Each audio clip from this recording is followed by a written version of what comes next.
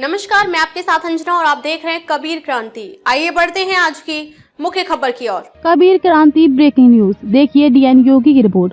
7 लाख रुपए के नामी नक्सली दंपति ने कबीरधाम पुलिस के समक्ष किया आत्मसमर्पण। शासन की नई आत्मसमर्पण एवं पुनर्वास नीति पर जताया विश्वास। छत्तीसगढ़ शासन द्वारा नक्सलवाद की समाप्ति हेतु घोषित नई आत्मसमर्पण एवं पुनर्वास नीति से प्रेरित होकर 7 लाख रुपए के नामी नक्सली दंपति रमेश उर्फ आटम गुड्डू एवं सविता उर्फ लच्छी पोयम ने दिनांक 24 अप्रैल 2025 को कबीरधाम पुलिस के समक्ष आत्मसमर्पण कर समाज की मुख्यधारा में लौटने का निर्णय लिया है।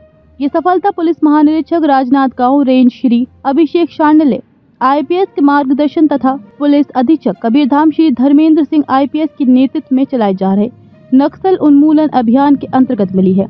इस अभियान में अतिरिक्त पुलिस अधीक्षक श्री पुष्पेंद्र बघेल, श्री पंकज पटेल, डीएसपी नक्सल ऑप्स श्री संजय ध्रुव, श्री कृष्ण कुमार चंद्राकर की भी महत्वपूर्ण भूमिका रही। आत्मसमर्पित नक्सली रमेश उर्फ अट्टम गुड्डू 29 वर्ष, platoon number 1 MMC zone GRB division committee का सक्रिय सदस्य था।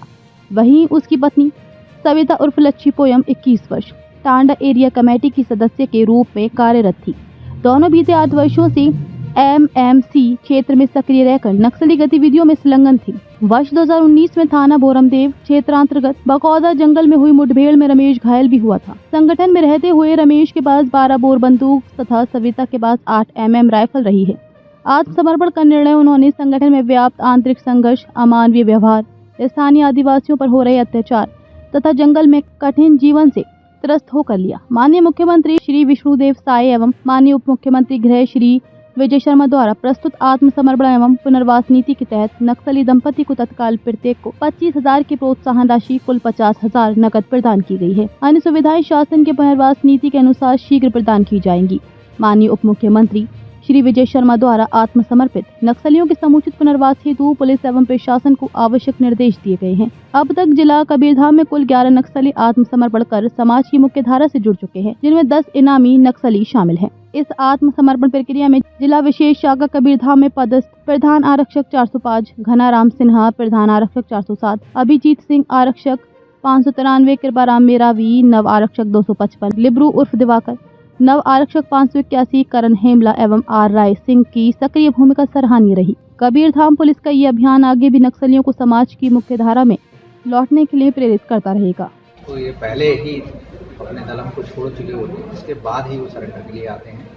तो असला ये कोई असला लेके नहीं आते। फिलहाल इनको शासन की नीति अनुसार 25,000 रुपये की राहत राशि दी गई है और जो राशि इनको मिलनी है वो सारी रिकवरी करके इधर आएंगे।